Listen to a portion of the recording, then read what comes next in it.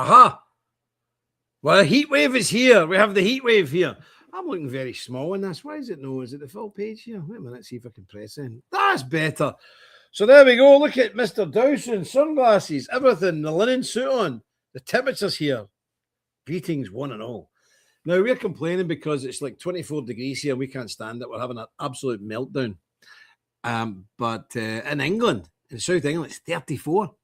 In old money, that's about 98 degrees. Here it's about 70-something. It's too hot for us. We're having a complete freak out. Anyway, nice season. We haven't bothered about the purge, but good news is the system behind the purge, which was causing the problems, is quite a multi-layered system because this is our own platform. This isn't like YouTube or one of these other ones. This or I don't know what you call them, all the other ones. This is ours. So one of the components of that is AWS, Amazon Web Services, and it's been nothing but a living nightmare for, as you know now, over a year. So we're coming off of that very shortly in the next few weeks, and we should be able to go into a different system that will just cut out all the garbage. Okay, so there we are. So let me see who's in here.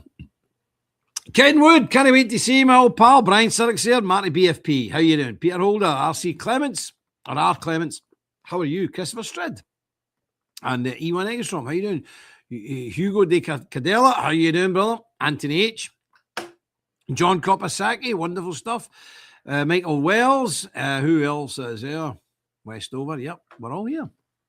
And Marty B, 27 in Kilkenny. I love Kilkenny, and my favourite beer in the whole world is Smithwick's Red Ale from Kilkenny. Oh, man alive, that's wonderful stuff.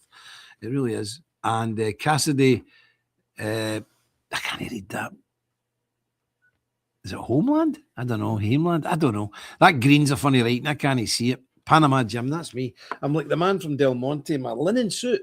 Look at that linen suit. Got it for a charity shop years ago. I've only worn it about 5 times in 10 years because we don't normally get this. We get about 4 or 5 days goodwill, and that's it. And I'm hoping for the night ceremony. It's good. I'm hoping so. Anyway, let's have a wee word of scripture before we go any further. Let me have a look. We're in the Proverbs, chapter 20 and verse 20. Verse 19. He that goeth about as a table bearer revealeth secrets, therefore meddle not with him that flattereth with his lips. That's a gossiper. That's somebody who hears stories and tells tales. Don't get near them. The Bible is clear. Cuts out a lot of strife in your life. Amen. And we know the Lord will add his blessing to this, the public reading of his infallible, inspired, and inerrant word. And the people of God said, Amen. Amen. You wouldn't believe what happened there. We've been waiting in vinyl fitters all day. Phoned them this morning and says, we're coming. I says, come on, you never told me you were coming. Anyway, because George is off for a couple of days. And there's so much to be done. Anyway, what do you mean you're coming today? Coming today. So we're running about in a panic getting ready for them. Do you know when they arrived? 6 minutes ago. Just before the show, what started, I went, you're kidding. I knew it. Didn't I say you, Sammy? Did I say to you? I says, they will arrive the very minute the show's starting. And 1 minute to 4, bump, bump, bump on the door. Oh, here we go. So they're in there right now. So I'll be a quick show today because I need to keep on supervise them. Make sure I watch them. Make sure they're doing right. Anyway, nice to see you all. Scott Phillips is here as well. I'll tell you what, this knighting ceremony has been the most stressful one we've ever done. We've got at least 4 or 5 people all coming in different days, different airports, going home at the wrong day. One guy booked, won't mention names, save embarrassment. One guy booked to go home on Saturday. Coming in the Wednesday, going home on the Saturday. I mean, what's the point of that? You're missing the night ceremony. All right. Then he said, I've changed my flight to the Sunday. Hello. We take folk down to Dublin on the Monday, the Monday morning. Somebody else is flying in on Friday. Somebody else is flying in on Monday, didn't look at the date, so he's coming in on Monday instead of coming in on Wednesday. So he's never seen anything like it. It's crazy stuff. And people hire cars now, but there's not a lot we can do about it because we're booked solid. The minute we go in the morning, because one guy said, I'll catch up with you. You won't catch up with us because we're away at the other side of the country. And a lot of people say, I'll get an Uber. This is Northern Ireland. There's very little. We have one train line. It only goes we tiny bit of the country. There's no bus, no real effective bus service, and certainly no Ubers that go outside Belfast City. I just don't think people understand what Ireland is like. But anyway, we'll help people as well as they can. And there's a German guy. When's he coming? He's coming on the Thursday. So our German friend is coming on the Thursday and going back Sunday morning. Midday flight back to Germany. How we're getting them down to Dublin, I do not know. Well, we can't do anything about it. But it's really crazy. And another person's not coming till Friday. I know another person not even arriving on Friday. Well, there's nothing we can do about it. You know, we have a schedule. That's it. We can't do anything about it. So people just need to make the best of it and see what they can organise for themselves. I'm afraid that's it. Anyway, what have we got today? Oh, I want to show you something very important, folks. Do you remember the phone that everybody's been moaning me about for this phone? This old phone of mine. Look at it. Look at it. My old flip phone. You see? And everybody's been moaning at me. Griffin's been on at me. Emery's been on at me. Pierre's been on at me. Francis been on at me. Everybody's on at me. My son's been on at me. Everybody. No Marion, because she's got a flip phone. Everybody's saying, come on, you need to modernise a wee bit. This is ridiculous. We can't even contact you. Well, this wee phone started packing in this week, so I had to go out and buy a new phone. Wait for it. Wait till you see this bad boy. How'd you get to the main pages again? Middle button. Middle button. There we go. Look at this bad boy. Look at that. It's a Doro for old people. So this is like a smartphone for boomers. Smartphone for boomers. Brilliant. And it's half the size of Sammy. Where's one of them other phones, the Galaxies are there? Give me one of them out. Because what always put me off is they were too skinny and too massive. You couldn't hold the damn things. I mean, look at the size of that thing compared to this. You look at it. You can't even hold it. It's no use at all. It's too skinny and too slippery. That's in a case, by the way. But look at it, lovely wee phone. So any who don't really like technology, it's can go on the internet. I haven't downloaded like Twitter. I don't want them. I don't download them. But I can go on to WhatsApp and I can go on to Google. I can do all that with this wee phone. And it was only £180. 180 quid, $200. There you go. The big ones I just showed you, they're like $1,000 and everything. It's crazy. So it's called a Doro Aurora. Doro Aurora 10, A10 Doro Aurora. There you go. Cheap, do the job, bottom line. That's it. Yep. So there you go. That's all happened to be. That flip phone was a nightmare. It was. Hugh, I know. It definitely was a nightmare. And everybody, people were sending me stuff and I couldn't see it. And I could do voice messages. Quite incredible. So, yeah. I can speak to folks, say hello, how are you doing? I can do all that on it as a message as well. Yeah, so there you go. John Kopasaki, you haven't done that, Jim. Now when we'll start sending you video files, please don't. Dowson's has upgraded the phone at last. Listen, I'm a Scotsman and I like getting my value for money, right? This cost me £90. When did I get that money? Was before I wasn't took no well, wasn't it? It's at least 4 or 5 years I've had that phone for £90, which works out not even about £20 a year, roughly, about £20 odd pounds a year, £23 a year. So I've got my money's worth out of that. So I'll probably have this new one to get my money's worth out of that. I'll need to have this for 10 years. But listen, that's as fancy as I'm getting. There's no need for all that other stuff. No need for it. Brilliant phone. My son Sammy and his wife Sarah, they're all modern people and they're saying we're thinking of changing over to them because it's just handy. It's a wee phone. It's handy. Photos will be flooding in there. Oh, please. The only thing I don't know how to do is get my photos off the old phone because I've got pictures of wee Winnie, the baby, and pictures of my dead dog, wee Haggis. So I did say to the woman in the shop, I need my dead dog photographs. And she's just a young lassie. She looked at me as if to say, what? Who takes photos of your dead dog? Who doesn't? Did you take photos of your dead dog? Of course. So did you. You take photos of your dead dog, don't you? Yes. Aye, exactly. She made me feel as if I was a weirdo. Anyway, what can you do with folk? I don't know. Anyway, what's going on here today? Tom Hiddenfeather. How you doing, brother Tom? Sir Tom, nice to see you in here. I know I seen that wee note you put up yesterday, but this new guy has been elected into the Fed. Not good. I researched into him. Not good. And very shy of any kind of disclosure. He's worth hundreds of millions. I never trust anybody like that. Never. There's something inherently suspicious about it, isn't there? It's all these politicians in America and Britain. Never really worked much in their life, just been in politics, but they've got 160 million in that. Where did they get this money? Where did you get this money? Because we know the salary they're on. They're on a reasonable salary, but where are they getting all these millions? What are they doing? Smart investing, really. Aye, okay. Have problems downloading the show on website. You will, Billy Bob. Go on to download it from YouTube. Ewan will put you a link up there to YouTube. Download it from YouTube or download it from X. The Purge thing's having terrible bother. They won't do playbacks. We're working on it. We should get it fixed. But anybody, if you want to download the show, download it from Templar Report on YouTube or on X. Go to X and download it. Big Ewan will put the link up there. Okay? Excellent stuff. Right. What have we got today? Several things, several strange things. There's a headline I'll show you. Look at this headline. Migrants will be given half of all new homes. You know, this is project homes, you know, because we build people's houses here. I don't know when that became a thing. But half of all new homes built in Britain will be given to migrants. Migrants. Half of all new homes. Because this is in this country, it's big projects. You know, we build hundreds of thousands of new homes per year for, you know, people to live in council houses, the projects, as you would call them in America. Half of them now are going to be given to migrants. The game's up. The jig's up. The jig is up. The jig is absolutely up. Up, up, up. It's nonsense. And that's what's happening. But, you know, it got me thinking about something. And here's the thing. I don't know what you think about this, right? I come from a very poor working class background. So does Marion. We know the score. But when did it become a thing that the government gave you a house? Why should the government give you a house? Why should the government give you a council house? Why? Never used to be a thing. What happened after the First World War is the government said we're going to build homes for heroes, and they built a few houses, not many, a few houses for veterans, especially those who've been injured. Then we did the same after the Second World War. I grew up in one. Then I moved to one that was built for the First World War. So I grew up in the Second World War house, then went backwards. My mum and dad got older. They didn't need a big house. We moved down to an older house, which was built for the First World War veterans. But it was only for veterans.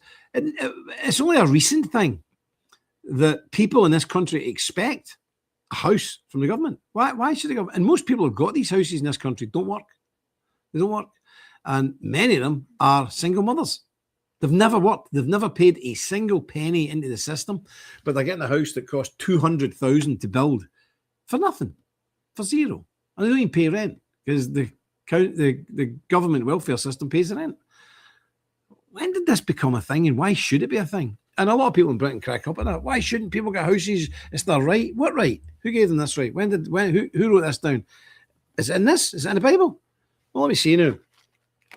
And lo, the politician looking for votes said, we will build you free houses and give you them as long as you vote for us. No, it doesn't say that at all. I just made that up. No, it's not there. So when did it become a thing that people get free houses from the government? And look what happens. Migrants. You know why they're bringing the migrants in? More votes for the Labour Party, for the Socialists. Why do the poor people who don't work for a living, and I'm not talking about working class, I'm talking about the underclass who don't work, why do they get free houses and benefits? To get their votes. Just to get their votes. If a politician in this country stood up and said, all these lazy so-and-sos who don't work for a living, you get no money and you're getting no houses, that government would be voted out of power. That's why democracy in the form we have it now doesn't work. Simple as that. Bonkers. Absolutely stupidity in the extreme. So let's move on. We've got some stuff here. Let me see. I can't remember what I showed you last week. But anyway, have a look at this if you want to know what like Europe truly is. This, well, tell me what you think this is. Have a look at this.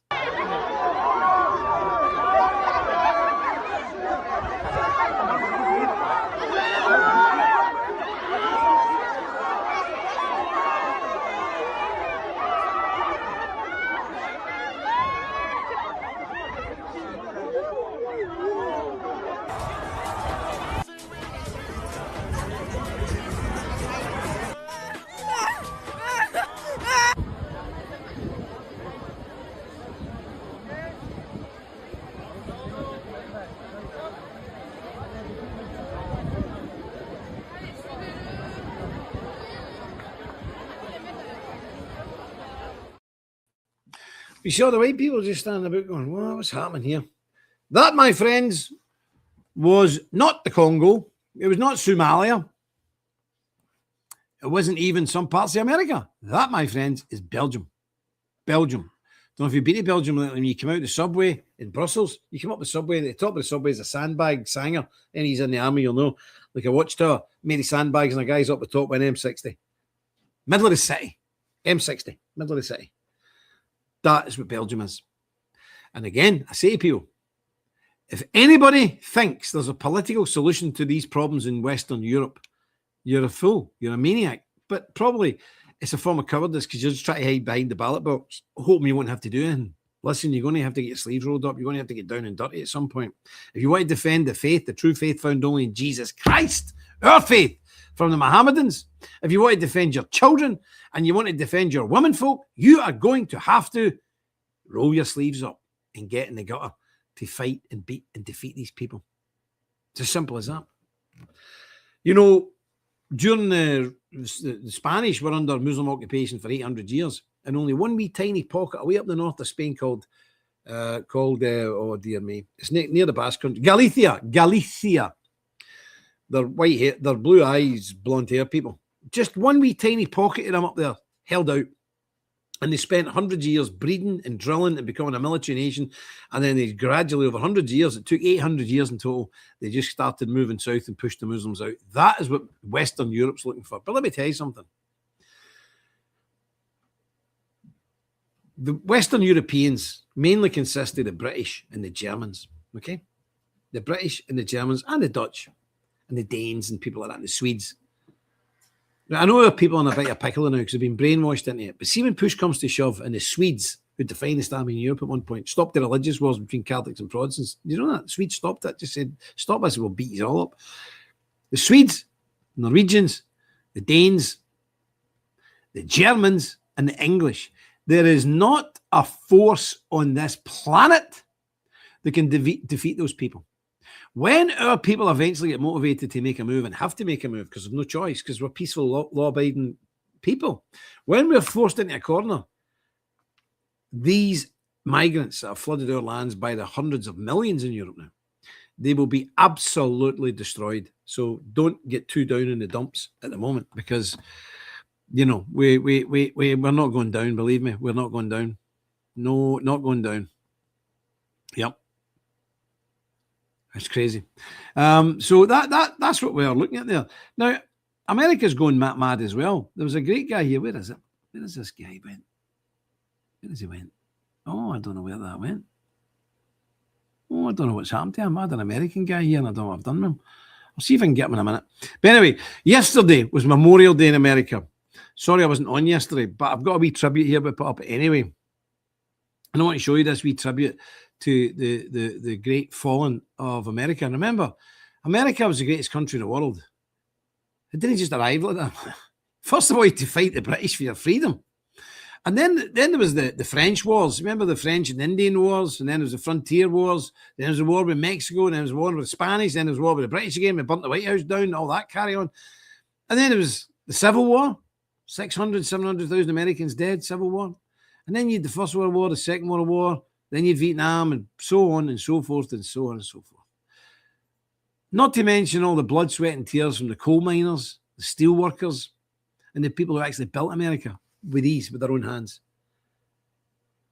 America's freedom was not free because behind all of that were the men who wore the uniform and went overseas, risked their lives, many of them lost their lives, to defend America. So we should never forget that sacrifice. You forget that sacrifice, you're lost. So I want to play this wee tribute to Memorial Day. And when we think of Memorial Day, many of us think of the unofficial start to summer, opening up the pool, having a cookout, maybe hitting the road. But it's important not to forget what Monday is truly all about, whether it's Arlington National Cemetery, the Field of Flags in Wisconsin, or right here in Metro Detroit. There are events this weekend to honor those who made the ultimate sacrifice for America.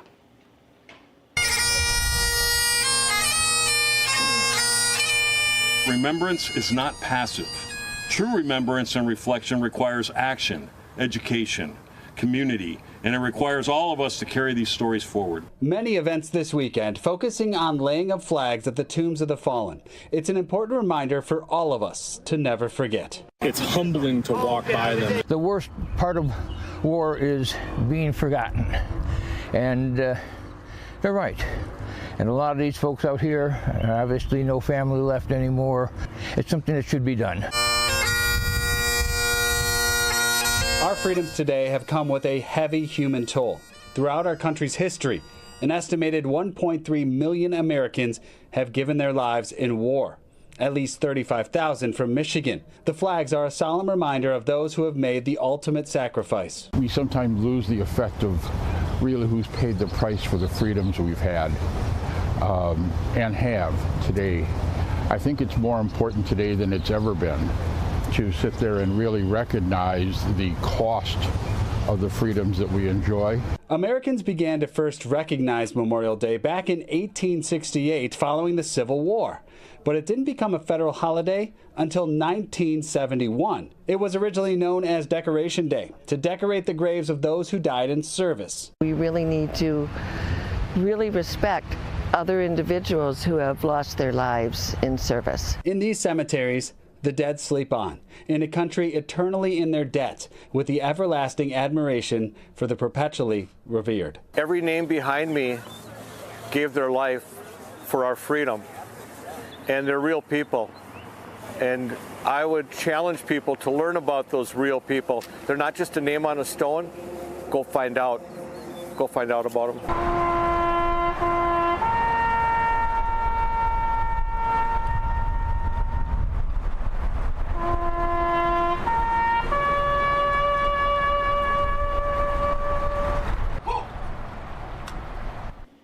And here's a look at some of the events that are happening tomorrow in Metro Detroit. St. Clair Shores, the huge annual parade begins at 1 o'clock. That runs up Harper. The Wayne Westland Parade starts at John Glenn High School. It also gets underway tomorrow at 1. Whitechapel Cemetery in Troy hosting a number of events, particularly those honoring Michigan's own polar bear soldiers. Those are soldiers who fought in Russia during World War I. At 3 o'clock, there's a concert featuring patriotic music. The cemetery will also display more than 500 American flags. There are many other parades and other ceremonies set for Monday. Fox 2 News at 6 continues in just a moment. We'll be right back. So I hope we're all doing acts of remembrance yesterday and maybe decorating graves, because these are real people. We see lumps of stone with names carved on them. They're real people with real lives. There was somebody's son or daughter. There was somebody's mum, somebody's dad, or somebody's brother. Very important. Very, very important that we remember these people. And this is what gets me so riled up when I see our country being attacked by the left and by the greed of the bankers and that kind of elite class. Very few of them bled for their country. I have a thought here, and I don't know if you agree with me. I don't think you should be allowed to run for political office unless you've served in uniform. Think of the people that would weed out. Unless you've had a uniform on, unless you've served your country, you should not be allowed to hold high office, period. I think that would be a great thing. Big John says, I am the only conduit in my complex that flies an American flag. Good grief. That's crazy, John. I know. It's crazy. Well, we're very blessed here in Northern Ireland because this is a very patriotic town. Yesterday, the boys are out putting the flags up again and all that. But it is shocking. It is shocking when you see just people, how people forget. It's crazy. It's crazy. But, you know, it is what it is. Now, what am I looking here? That's a nice wee patriotic American thing. Now, I've also got a wee patriotic video here for our British people, because people keep saying, and on our what do you call it, Twitter thing, a lot of Americans come on and people say, oh, Britain's finished. You're finished. You're finished. Listen, we're not finished. Believe me, we're not finished. We're not even started yet. The opposition's got a free hand at the moment, but that'll come to an end. As I said before, I'll put one British person against 1,000 Mohammedans any day of the week. Any day of the week. Once you take the gloves off, once you take the chains off us, no problem. So from our British people there, well, first of all, the Americans, don't forget who bought your freedom. And for British people, don't you forget either. And remember who we once were and who we are. The blood that's in my veins is the same veins that was at Agincourt. It's the same veins that were at Dunkirk. It's the same veins that were at Cressy. It's the same veins that were at Bannockburn. It's the same veins that were at Waterloo. It's the same blood. It's the same people. We're just in a wee hiatus of silliness at the moment. But we'll snap out. We will be snapped out at some point. So British people, take heed and be of good courage.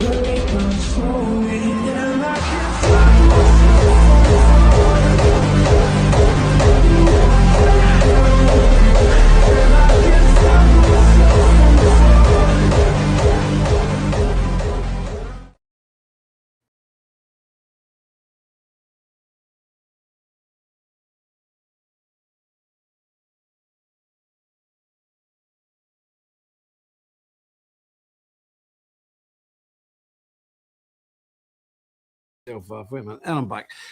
There's a great craziness at the moment where people can still think there's a political solution to Britain's problems. I mean, we're way down the road further than the Americans are, but America's catching up quick with the likes of Texas and so on and so forth. But we're all going in the same general direction. And at the moment, we've got this big fight. There's just for Americans, I don't want to bore you, my American friends, but I'll just roughly tell you what's happening here. Keir Starmer's deeply unpopular with his own party. So a lot of his party wants somebody to run against him for the leadership of the party, which would mean there'll be a leadership competition. But the only person who's probably capable of beating him is a man called Andy Burnham, who was the mayor of Manchester. He's a right, lefty, Muslim-supporting piece of work. But he's not an MP. So he resigned from being the mayor of Manchester.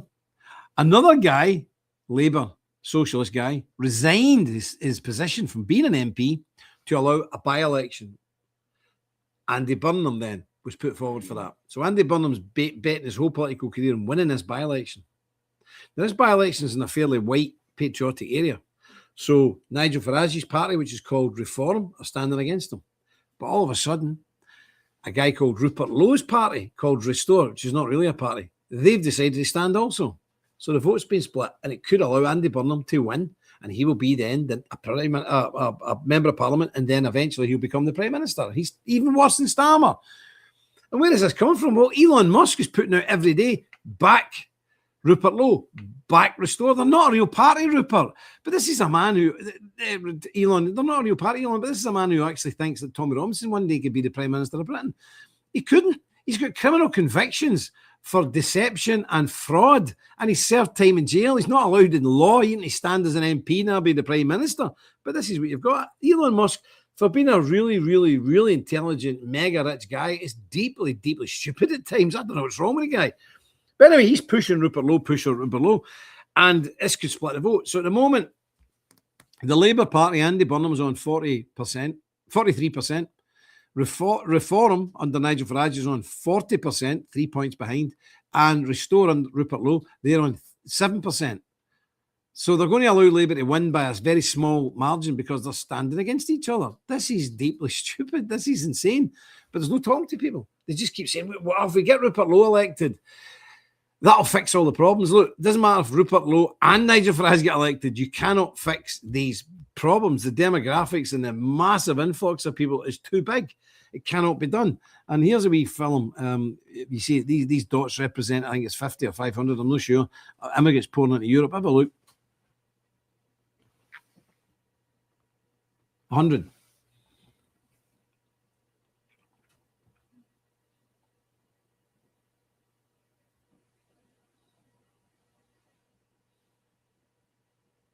That was illegal immigrants. Every dot you see there represents 100. That's illegal immigrants coming into Europe. And that's round about 12 million. Illegal. So, for example, last year, 40,000 illegal immigrants came into Britain illegally. 1 million came in legally. You understand? There are hundreds of millions of these people now in Europe. Hundreds of millions. There ain't no political solution. Anybody that says there is a political solution is a lunatic. Absolute lunatic. It's not credible. It's not feasible. So that's it. But this is happening in America also. My goodness, my American friends, you need to catch on before it gets as bad as us. And this man here stood up and said it how it was. I heard now, you might confirm this, I heard this Texan man, this Texan patriot is now in jail. I don't know, you can tell me. But what he says is right. I don't know him. I don't know his history, but what he's saying is definitely on the money. Have a look at this from Texas. No one has ever looked across the plains of Texas and the football games and all the amazing cowboy culture and the raw American spirit here and said, let's replace this with Muslims. Let's replace this with Hindus. Texas should remain for Texans. Have you lost your mind selling your children's future? It is a replacement. It is not right. Just because it's happening to white people does not make it okay. You guys are complicit. This is the jellyfish generation. Half boomer, half Gen X. You don't care about my children's children. You are selling out this country to people who do not want to live near you. They want to build their own separate, segregated zones where they practice their religion, their food, their way of dress, their language. They don't care about white culture. They don't care about American culture. They don't like you. They will replace you. What the fuck is wrong with you inviting these people into our country? This is a Christian country. Name one of the signers of the Declaration of Independence that's a Hindu or Muslim. Thank you. And so say all of us. But I heard he's been flung in jail now for 80 days or something. I don't know. But Brother Ewan says something Jewish, not from Texas. He's Jewish, is he? Is he Jewish? Good grief. Well, there we go. Well, he's still right, but he just should have added his own tribe into that as well. They ain't American either. Anyway, Ewan says, we in the Templar Order do not waste our time in fantasies, conspiracy theories, or ideas that are simply unworkable. Remigration might seem like a wonderful idea, but most people are blind to the realities and logistics of who the ones are that are promising these wonderful solutions. Exactly. And Hugh Garcelle says that guy, Jake, is a scumbag Jew who's trying to copy our movement. Is okay. What he's saying is right, but it's maybe just not the right person to say it. Okay. Trash. Okay. It doesn't mean to say he's wrong. No, he's 100% right. The dude is like Tommy Robinson. Oh, really? That makes sense. So he's getting paid. He's getting the shekel to say these things. Right. Okay. But what he's saying is right. Same as what Tommy said. Well, Tommy says no. Tommy says bring them all in, actually. So that guy's slightly better than Tommy, but they'll all be the same. Yeah.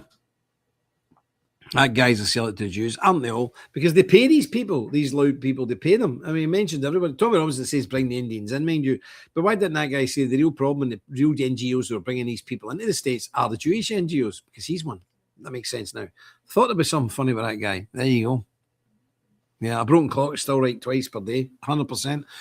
But that's what we're up against. Yeah, that regarding the demographics and the logistics of remigration, I spent 3.5 hours in here. You wouldn't believe it. On Sunday, a load of patriots from Northern Ireland came to see me for my advice. And I sat for 3.5 hours listening to the most insane, wacko, crazy insanity that I've ever heard in my whole life. And it was just like, oh, if we can stop all this, we can stop this if we just act now. I says, how? The demographics, I mean, we're losing 1 million a year. They're gaining 1 million plus a year. How can you stop that? I mean, it's utterly, absolutely, mathematically impossible. And he's like, no, we can nip it in the bud if we just wake everybody up. And he's spending every waking day doing this, every waking hour of his day doing this. Completely waste of time. And eventually he exacerbated and he said to me, right, what's your solution then? I says, first of all, there is no solution. It's like taking your friend who's been decapitated in a car accident, then run over by a truck and in multiple pieces, and then everyone went on fire and he's been charred and going along to the hospital with a bag of 16 body parts in his head and saying, what can we do about this? There's nothing you can do about it. So I told him, I says, what we have to do is prepare for what we know is coming. So that people can, number one, survive the onslaught. That's number one. We need to survive what's coming because they're armed to the teeth. We are not. We need to survive and then we need to thrive.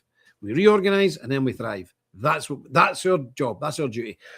And when it kicks off in England, my friends, and that's why God has put this chapter house here. I often wondered, I've got to tell you that. I thought, why was the chapter house built in Northern Ireland? It's not even part of mainland Britain. It's strange. Why? Now I know why. Because last year, 30,000 English moved to Northern Ireland. White flight, began to flee. The first vicious street violence in England, and I'll tell you what's going to happen here. 40, 50, maybe 100,000 English people in a weekend will be down at Belfast docks coming off every boat, homeless, hungry, traumatized, witnessing their neighbours being slaughtered, maybe their own family being slaughtered in these internecine civil war that's going to break out. And it could happen today, it could happen tomorrow, it could happen next year, but it will definitely happen within 5 to 10 years, 100%. Experts, MI5's even saying it. CIA said it. That's going to happen. And we will wake up one day in Northern Ireland with 40, 50,000 people down at the docks in Belfast, huddled masses with nothing, left everyone behind. But we're here, and it's our job, and this is what I'm concentrating now, dealing with community leaders. So when these people do come here, we can find 40,000 homes for these people. And we can, because there's about 40,000 people here that shouldn't be here, living in homes given them by the government. Well, if they suddenly left, for what reason, I don't know. But let's just say they suddenly left and vacated them. We can accommodate 40, 50,000 English here, no problem. No problem. So that's what we need to build towards. And that is why God has placed this chapter house and facility here. I'm absolutely convinced of it now. Convinced of it. Think how many lives we're going to be able to save. And think of the young kids coming here who will then grow up here and join the militias and become young soldier men who can then go back to their native land in England and fight to reclaim it. Do you understand what you're involved in here? This is prophetic. This is biblical.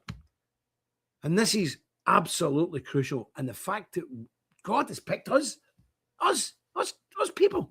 He's picked us to do this. And there's nothing else like this anywhere in the United Kingdom. Nothing. We're it.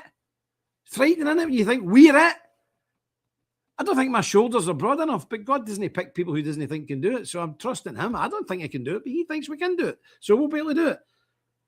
But what an awesome responsibility and honor and privilege. It's incredible. So there we are. God does work in mysterious ways. Yep, it's incredible.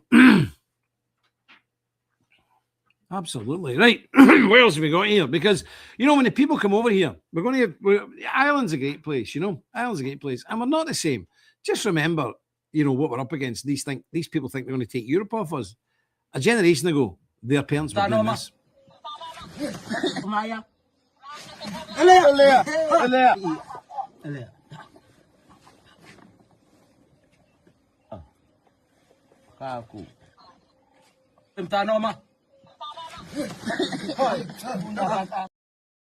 Really? And these people are going to take London.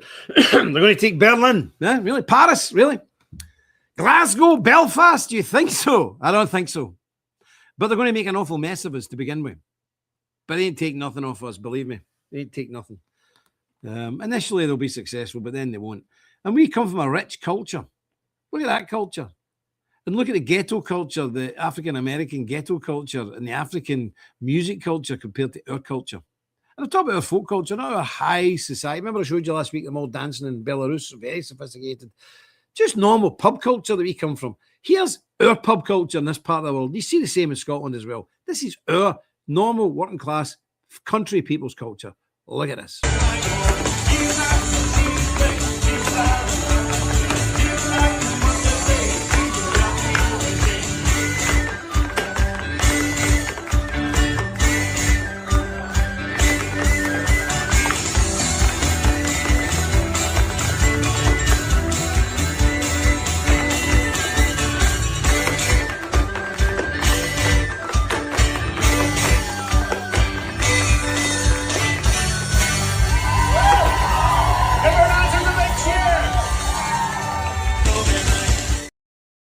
And that's in the pub. We have two places. The Germans in the Appalachians and the Shenandoah Valley where the Germans moved in, they had to go at it, couldn't make it go. It's also Scotch Irish, and we made it go at it. And then the Germans come back in again.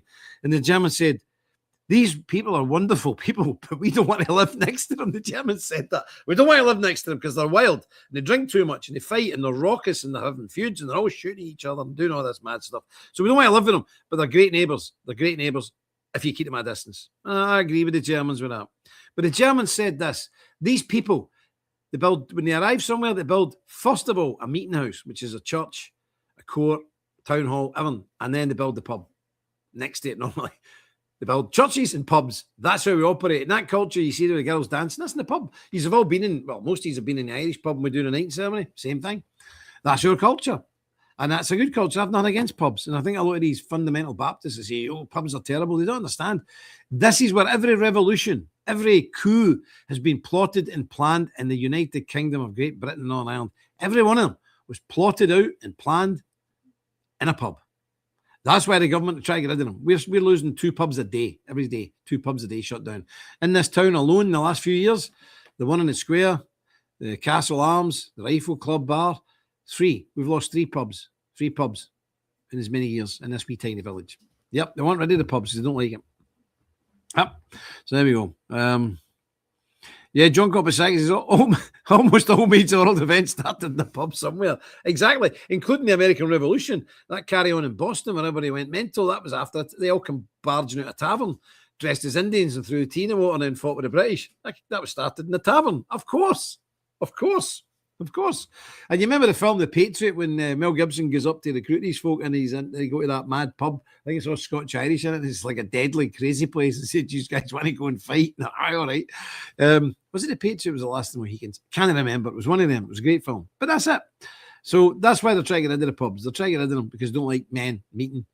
And and plotting things. I just looked up at the wall with my clock normally, as I remember. I took it down because went wonky. I looked up there for the time, Marion, and it's not there. I know the time. I can see it in the computer here, so it's all right. So yes, we're getting on. But there's a lot of, as I said the other day, there's a lot of AI stuff coming out. I want to show you some of that. But just to give you an update now, we're cracking on with this house. Mitch and Sherry are here at the moment. Well, they're not here at the moment. They went to Scotland last week. They're not back yet. Tonight, have we heard anything from them? No. Mitch was up seeing Castle Cameron, his ancestral castle. So they're coming here. George has been off for a couple of days. There's a bank holiday on Monday. He's not in the day. But we are cracking on. We've got the guys in putting a line on the bathrooms at the moment. So we are cracking on, but there's still a long way to go. I mean, once we start and we got the dining room, the roof insulated, and then we put on top of that. So bear with me. So the dining room roof, we've put 4 inches of that Celotex. It's foam insulation with a tin foil on one side and the other, bonded. 4 inches of that up. I don't know what you call it in America. We call it here Celotex or whatever. 4 inches of that up in between the roof struts. 4 inches of that up in there, and leaving a 2-inch gap, 2-inch air gap to let air circulate. Then we covered it with the bubble tin foil. Okay, stapled that up. Then we covered it with 2-inch insulated gyprock or plasterboard or drywall. 2-inch insulated drywall on top of the tin foil, which is covering the 4 inches of insulation. So it's unbelievable. And how we know the system is working really good, because it's hot here today. Up in the loft, it's 34 degrees. When you go downstairs to the bedrooms where my old office used to be, it's freezing. Now, in the old days, and Marion will tell you, Samuel will tell, excuse me, I used to work upstairs. Remember in that office upstairs? I couldn't work in there in this weather. It was unbearably hot. The heat was just coming right into the room. Now, we haven't insulated the loft yet, but we've insulated the loft floor and we've insulated the bedroom ceiling, and that stopped any hot transfer. It's unbelievable. So the bedroom is like 18 degrees. Above the bedroom in the loft is 34 degrees. And when we insulate the loft, that'll stop that as well. So the insulation is definitely working, because a lot of experts said, "Oh, Jim, that won't work." That has worked. Because I watched an old professor, a retired professor on YouTube who worked for building management, building design, and he said, all this modern stuff's a load of rubbish. Here's what to do. And I watched him. So it's not out of Jim Dawson's brain. I could have just said, kept my mouth shut and then claimed credit for that. But anyway, it's out an old guy's brain who said, this is how to do it. And this reflective thing, I don't know how it works. It's sort of like microwaves and all that. I don't know. Can't understand it. It's too complicated. But anyway, it works because we've got 34 up there and 6 inches under the floor into the bedroom. We've got 18. Massive, nearly 20 degrees of difference. And that's just with 2 layers. 2 layers of thin tinfoil reflective foil. 2 layers. And it stops that heat coming down. Now, when we insulate the loft, which we'll be doing next week, this house is going to be, you'll be able to light this, you'll be able to heat this house up with a candle, honestly. Because if it's keeping the heat out, it'll keep the heat in. It's incredible. It's quite incredible, actually. It's insane how it's working. But anyway, so we're cracking on, but we're a long way to go, folks. And people don't understand this. If we're at this even another, well, it'll be more than that. See, we're at this another 9 months. 9 months, just the labour charges for that will be 9 multiplied by. You're talking about, wait a minute, 9 months multiplied by. The labour charges will be 27 grand. That's just working at this for, that's without buying anything. So there's still a long way to go. But we're getting there. We've done most of the heavy lifting now, and we're really, really beginning to motor on. But just stick with us. I know it's a long haul, but it'll be well worth it. It's fantastic. But I was wanting to talk to you about these things that's coming out in all these AI videos and that. They're absolutely fantastic, and they're really good. So I want to show you some of them. Let's make sure I've not forgotten here. The AI stuff is getting really, really good and increasingly sophisticated. Here's one here called the Templar Dance. I don't know if Big Ewan put this up the other day, but these are really good, and we should be copying these and sending them out to our people to encourage them. This is called the Dance of the Templars. You heard it? The Dance of the Templars. You want to hear it? Let's have a listen to it. But this is really good stuff. Have a look.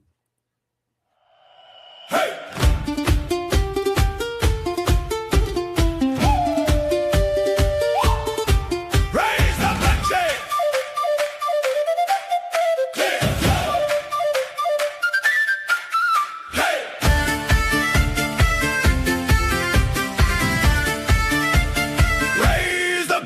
rushes. Clear the floor. Boots on rushes, steel by the door. Cloaks drip rain from the dusty war. Brothers, sisters, around this board, wine like rivers, bless the Lord.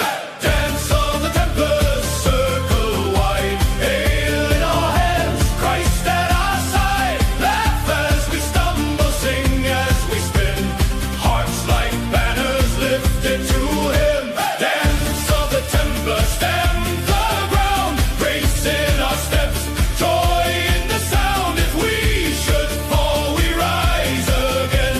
By His cross, we toast, amen. Hey! Old scars itching where the arrows tore.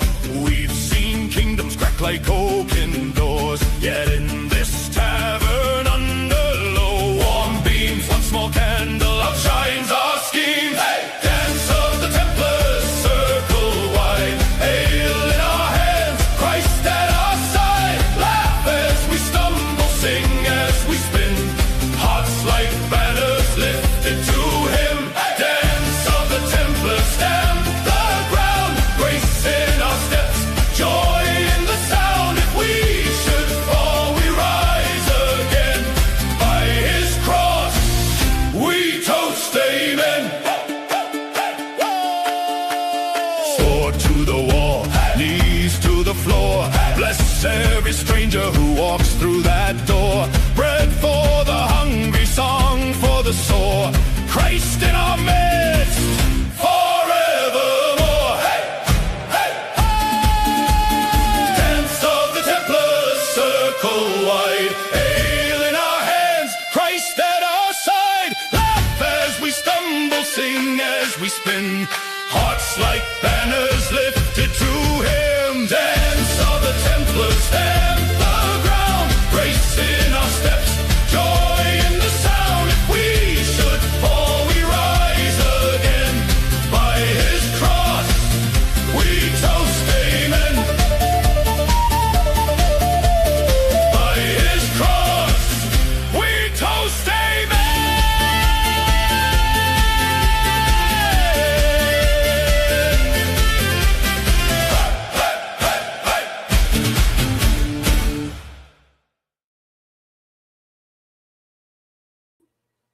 Oh, I can see myself doing a Cossack dance there with that. Hey, hey, hey. Oh, I can see that. I must get that wee Irish band to learn that. Then we'll go wild. Oh, it's brilliant. Absolutely brilliant, wasn't it? Be great. Oh, I can see me dancing that, folks. I can see it. I can see it in my mind's eye. Horrible sight, mind you, but I can do it. But there's so many of these things. I mean, I've got so many of these music videos now. And some of them with, images, moving images in it. They're absolutely brilliant. We maybe need to task Ewan. Can you look into this? Can you get one of our lads to download all of these and put them in a file so we've got them all? Because these are brilliant. They're all brilliant, and there's so many of them that are really good. I think there's got to be a rule that no more cannot be over 5 minutes. That's maximum. Because some people download stuff and it's like 28 minutes long. That's no good. The ideal time is about 2.5, 3 minutes. But it'd be great if we'd done that, and then we can make up a music file, get it all put together, and put it somewhere where people can go on and download, or we can just send the file to all the members. It'd be great. I think that'd be very good. That's it. Ken says maybe some crashing and bashing at each other in that small pub. I know half. It'd be fantastic. Well, before we go, I've got a really good thing. This is, again, I'm going to end the show today with another one of these AI things, but it's moving this time. But before we do that, I just want to show you one of our wee things from this part of the world, because this week is the annual band competition, the band procession around this village. How many bands are coming, Sammy? 30 bands marching around this wee village. And we've got Jamie coming over from Manchester, from the Street Patrol chap. He was arrested last week, so he's under a bit of pressure. So we invited him over to look after him, a wee bit of hospitality, make a bit of fussy and make him feel a bit better. Because it's a worrying thing, the cops dragging you out your bed at 7 o'clock in the morning. But that's what people have to do when you're on the front line. And that's why you only see my face or Nick's face or Jada's face, because they've dragged us everywhere. We don't care anymore. But the minute you put somebody new on, they'd be dragged away. So that's why we try and keep it tight. I remember once the BBC turned up at Emery's home in Hungary. I mean, couldn't care less either. But there we go. Yeah, take the music, put it on a CD, buy it. I agree with you, yeah. Yeah, excellent. Absolutely. Well, let me show you one of your remarks. I think this band will probably cut. Is South Belfast First Flute? You know, Sandy Romo, are they coming up? Don't know. Are they? All right. So I don't know if this band's coming. They might know. But anyway, here's just a wee example. We're going to have 30 of these marching around this wee tiny village right past the Priory on Saturday. Have a look.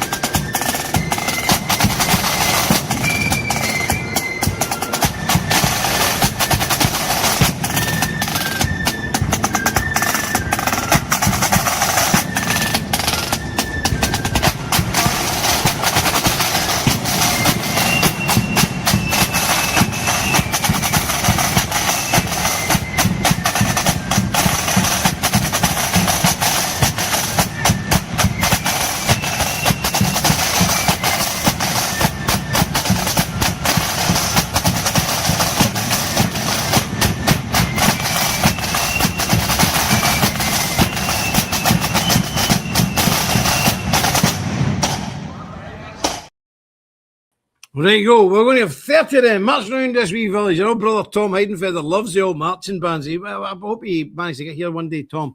We could take you one of these giant parades. Sometimes these parades have over 100 marching bands. 100 of them in these wee tiny Irish villages. It's bonkers.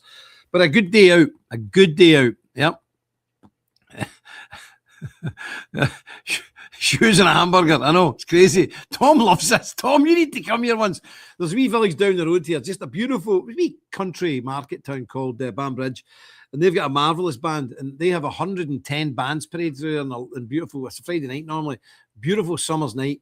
And you're there after midnight. You're there from 6 p.m. on the Friday. And you're there after midnight with just bands parading in the dark. And it's people everywhere. And it's just wonderful to be part of a tribe, and I think that's what appeals to people with the Templars. It's a wonderful feeling to be part of a family, to be part of a tribe, to belong, to be part of a brotherhood, and the sisters as well. It's a wonderful thing to be united with one mind, and that's one of the benefits of the Templars. And I want to thank you all. God bless each and every one of you who have helped us to get to this stage. There's a wee bit to go, but we're going to get there. And we've done the heavy lifting now. So I'm going to leave you now with this beautiful Templar song. It's an AI thing again, but it's fantastic. So I'll leave you with that. Mr. Griffin should be with you tomorrow. I'll be with you again on Thursday if the good Lord preserves me, and obviously on Sunday for the Templar Report. The Sunday service.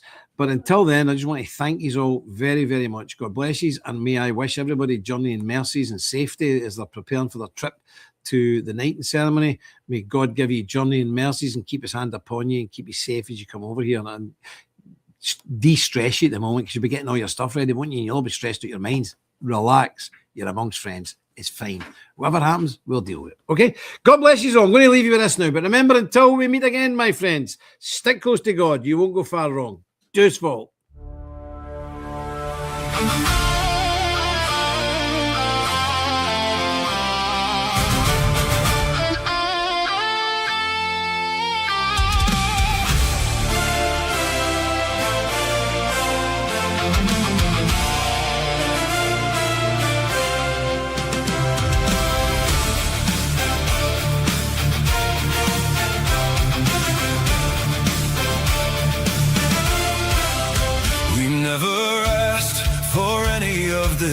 fight. We only wanted to live our lives right, to raise our children, love our God and land, to live in peace, that's all we had planned. But they came knocking at our door one day and told us everything we loved must pay. We didn't start the fight, but we will see it through. We didn't start the fight, they brought it to our pew, to our homes, our schools, our sacred ground. We didn't go looking, but we've been found. We didn't start the fight, but we won't walk away.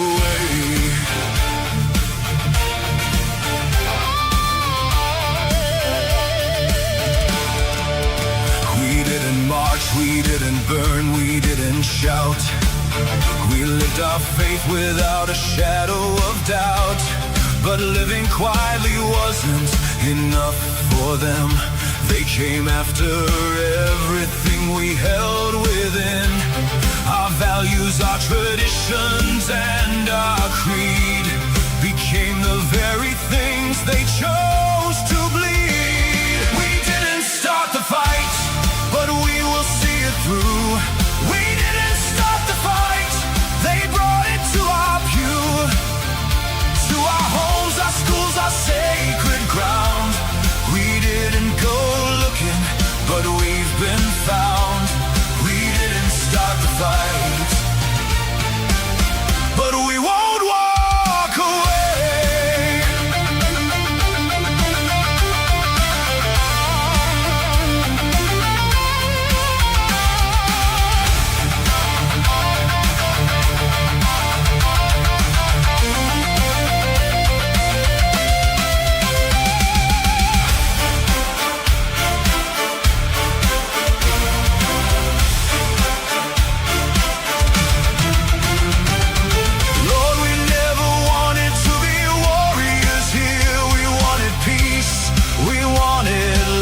Not fear, but even Christ turned tables in the square when sacred things were treated without care. So we rise, not out of hatred, not of pride, but because there's nowhere left for us to hide.